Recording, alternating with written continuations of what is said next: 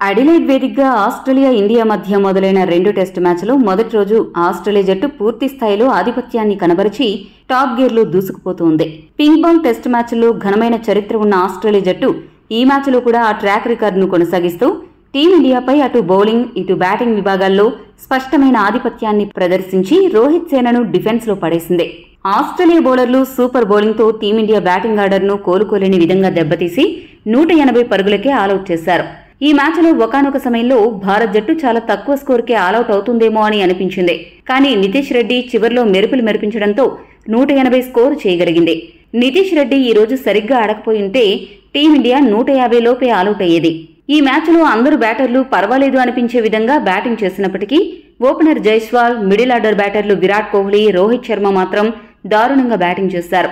ఈ మ్యాచ్ మినహాయిస్తే జైస్వాల్ మిగతా మ్యాచ్ల్లో బాగానే ఆడుతున్నాడు. కానీ సీనియర్ బ్యాటర్లు విరాట్ కోహ్లీ, రోహిత్ శర్మ మాత్రం వరుసగా ఫెయిల్ అవుతున్నారు. కోహ్లీ గత మ్యాచ్లో చేసిన సెంచరీ కాకుండా ఈ మధ్య చాలా మ్యాచ్ల్లో 20 పరుగుల్లోపే అవుట్ అయిపోతున్నాడు. ఇక రోహిత్ శర్మ అయితే 10 పరుగులకు చేరుకోవడమే గగనంగా మారింది.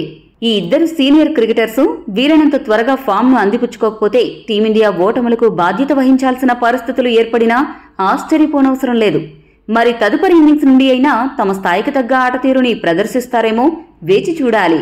ఈ మ్యాచ్ హైలైట్స్ విషయానికొస్తే టాస్ గెలిచిన భారత్ జట్టు మొదట బ్యాటింగ్ చేయాలని డిసైడ్ అయింది.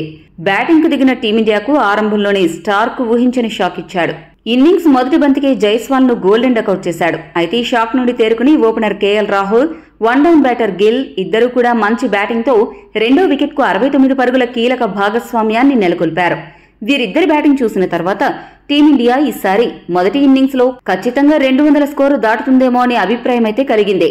కానీ మరోసారి స్టార్క్ ఎంట్రీ ఇచ్చి 37 పరుగుల వద్ద కేఎల్ రాహుల్ అవుట్ చేయడంతో లెక్కలన్నీ మారిపోయాయి. రాహుల్ అవుట్ అయిన కొద్దిసేపటికే 7 పరుగుల వద్ద కోహ్లీని మళ్లీ స్టార్క్ అవుట్ చేయడంతో టీమిండియా ఒక్కసారిగా ఉలిక్కి పడింది. ఈ ఎదురు దెబ్బల నుండి తేరుకోకముందే 31 పరుగుల వద్ద బౌలాండ్ బౌలింగ్ లో గిల్ కూడా అవుట్ అయిపోయాడు. దీంతో టీమిండియా 81 పరుగులకే 4 వికెట్లను కోల్పోయింది. ఈ మ్యాచ్లో 6వ స్థానంలో బ్యాటింగ్ కి వచ్చిన రోహిత్ సత్తా చాటి మెరుపులు మెరిపిస్తాడేమో అనే ఆలోచన జనరేట్ అయ్యేలోపే బౌలాండ్ బౌలింగ్ లో రోహిత్ 3 పరుగుల వద్ద అవుట్ అయ్యి మరోసారి తీవ్రంగా నిరాశపరిచాడు. రోహిత్ ఫామ్ అత్యంత ఆందోళనకరంగా ఉంది అనడంలో ఎటువంటి సందేహం లేదు. ఇక ఆస్ట్రేలియా గడ్డపై పంత్ మరోసారి తన ప్రతాపం చూపిస్తాడు అనుకుంటే 21 పరుగులు చేసి వెనుదిరిగాడు. దీంతో టీమిండియా మరోసారి 150 పరుగుల్లోపే ఆలౌట్ అయిపోతుందేమో అని అనుమానం కలిగింది. ఇటువంటి క్లిష్ట పరిస్థితుల్లో నితీష్ రెడ్డి, అశ్విన్ అద్భుతమైన బ్యాటింగ్ తో ఆకట్టుకున్నారు. అశ్విన్ మంచి బ్యాటింగ్ తో క్రీజులో ఉన్నంతసేపు వేగంగా పరుగులు చేస్తూ 22 బంతుల్లోనే 22 పరుగులు చేసి తాను ఎందుకు పర్ఫెక్ట్ స్పిన్ ఆల్రౌండర్ అనే విషయాన్ని మరొకసారి చాటి చెప్పాడు. కీలక సమయంలో అశ్విన్ అవుట్ అయినా టాప్ ఇండియన్ బ్యాటర్లు ఫెయిల్ అయిన అదే పిచ్ పై నితీష్ రెడ్డి మరోసారి మాస్ బ్యాటింగ్ చేసి సిక్సర్లు, బౌండరీలతో హోరెత్తించాడు. ఆస్ట్రేలియా టాప్ బౌలర్ల బౌలింగ్ లో కూడా సిక్సర్లు బాత్తూ అదరగొట్టాడు. టీమిండియా తరపున మొదటి ఇన్నింగ్స్ లో టాప్ స్కోరర్ గా నిలిచాడు. దీంతో చివర్లో టీమిండియా స్కోరు ఒక్కసారిగా దూసుకెళ్లింది. ఈ మ్యాచ్లో నితీష్ రెడ్డి 42 పరుగుల వద్ద చివరి వికెట్ గా వెనుదిరిగాడు. ఇదే మ్యాచ్లో నితీష్ రెడ్డి బౌలాండ్ బౌలింగ్ లో కొట్టిన రివర్స్ స్వీప్ సిక్సర్ మ్యాచ్ కి హైలైట్ అని చెప్పాలి. నితీష్ రెడ్డి బ్యాటింగ్ చూసిన క్రికెట్ ప్రపంచం టీమిండియా టెస్ట్ జట్టుకు అసలు సిసలు ఆల్రౌండర్ దొరికాడు అంటూ ప్రశంసల వర్షం కురిపిస్తోంది. నితీష్ రెడ్డి బాగా ఆడుతున్న క్రమంలో స్టార్క్ వేసిన ఒక బంతి అతని హెల్మెట్ కు తగిలి ఏకాగ్రతను దెబ్బతీసింది. ఈ సంఘటన జరిగిన కొన్ని నిమిషాలకే నితీష్ రెడ్డి 42 పరుగుల వద్ద అవుట్ అయ్యాడు. దీంతో టీమిండియా మొదటి ఇన్నింగ్స్ లో 180 పరుగుల వద్ద ఆలౌట్ అయింది. ఈ మ్యాచ్ లో ఆస్ట్రేలియా సీనియర్ బౌలర్ స్టార్క్ తన అనుభవాన్ని అంతా రంగరించి అద్భుతమైన బౌలింగ్ తో టీమిండియాను అసాధారణ రీతిలో కట్టడి చేశాడు. 14.1 ఓవర్లు వేసిన స్టార్క్ 48 పరుగులు మాత్రమే ఇచ్చి 6 వికెట్లు పడగొట్టాడు. మిగిలిన ఆసీస్ బౌలర్స్ లో కమ్మిన్స్ 2 వికెట్లు, బౌలాండ్ 2 వికెట్లు పడగొట్టడం జరిగింది.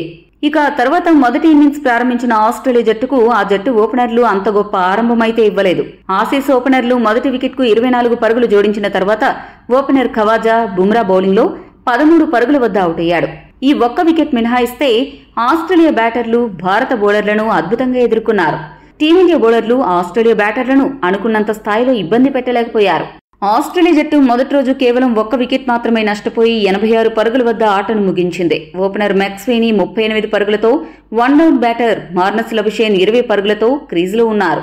టీమిండియా ఈ మ్యాచ్లో గెలవాలి అంటే ఎట్టి పరిస్థితుల్లో ఆస్ట్రేలియాను రెండవ రోజు 200 లోపు ఆలౌట్ చేయాలి. ఒకవేళ ఆస్ట్రేలియా గనక 250 లేదా 300 పరుగులు చేస్తే మాత్రం టీమిండియాకు ఈ టెస్ట్ మ్యాచ్లో గెలవడం కొద్దిగా కష్టతరంగా మారుతుంది. మరి రోహిత్ సేన రెండవ రోజు ఆటలో ఆస్ట్రేలియాను ఏ మేరకు అడ్డుకుంటుందో వేచి చూడాలి. రెండవ రోజు మ్యాచ్లో టీమిండియా బౌలర్లు ఆస్ట్రేలియాను కట్టడి చేయగలరు అని భావిస్తున్నారా? మీ అభిప్రాయాన్ని కామెంట్ చేయండి. మరిన్ని స్పోర్ట్స్ అప్డేట్స్ కోసం మా ఛానల్ను సబ్స్క్రైబ్ చేసుకోండి.